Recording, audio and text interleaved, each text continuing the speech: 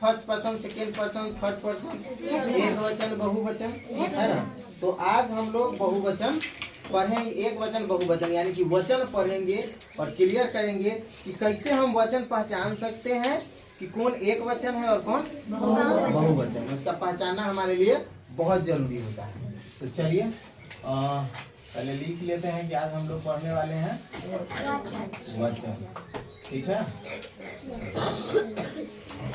सबसे पहला सवाल हमारे पास बनता है कि हम वचन किसे कहते हैं, ठीक है।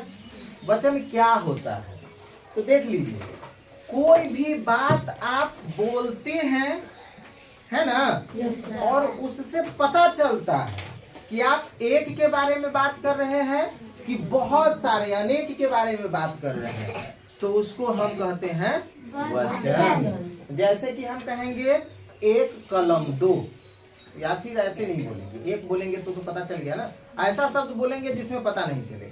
चलो हम आपसे कहेंगे बुआ कलम दीजिए, ठीक है। उसी में हम फिर दूसरा बात बोलेंगे बुआ कलमें दीजिए। क्या अंतर हुआ इसमें? कलम एक मांग रहे हैं, कलमें बहुत सारा मांग रहे हैं। हम कहेंगे ए लड़का, इशारा करेंगे एक की तरफ, कहेंगे लड़का बाहर जाओ, ऐसे बोलेंगे ए लड़के बाहर जाओ। अंतर हो रहा है ना बात में। तो अब आपको होशियार बनना है, बेवकूफ बहुत दिन रह लिए। होशियार क्या बनना है आपको? तो आपको पता रखना है और बात को समझना है कि जो व्यक्ति बोल रहा है वह क्या बोल रहा है। बिना बोले बिना सोचे समझे नहीं झगड़ा करना है, समझ गया ना। तो आपको अब ध्यान देना है कि कौन एक वचन बोल रहा है और कौन बहुवचन बोल रहा है, समझ गया ना। तो वचन किसे कहते हैं, समझ गए। तो वचन हम उसे कहते हैं जिससे एक या अनेक का बोध होता है, उसे हम वचन कहते हैं, समझ गए।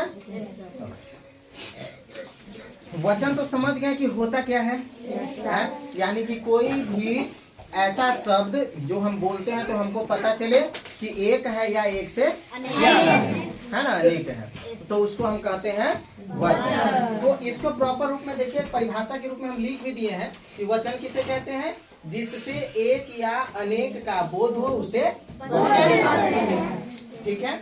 अब वचन को समझने के लिए हमको दो प्रकार के वचन को पढ़ना पड़ता है, एक वचन और बहुवचन। यानी कि वचन को कितने प्रकार में बांट दिया? दो प्रकार में। हम कह सकते हैं कि वचन के दो प्रकार है या फिर वचन के दो भेद हैं, ठीक है ना। वचन के दो भेद हैं। चलिए पहला है, या इसीलिए हम यहाँ पे क्वेश्चन लिखे हैं, वचन के कितने प्रकार है या फिर भेद होते हैं, है ना।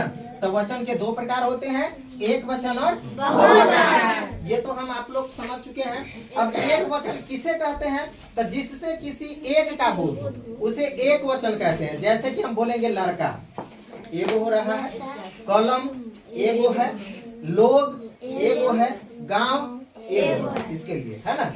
अब इसी में हम बात करेंगे बहुवचन का। बहुवचन किसे कहते हैं, तो जिससे किसी के एक से ज्यादा होने का बोध, जिसे किसी एक से ज्यादा होने का बोध हो उसे हम क्या कहेंगे, बहुवचन। यानी कि बहुवचन में हो गया लड़का, देखिए एक वचन लड़का तो बहुवचन कलम एक वचन तो कलमे बहुवचन, लोग एक वचन तो लोग बहुवचन, गांव एक वचन तो गांव बहुवचन।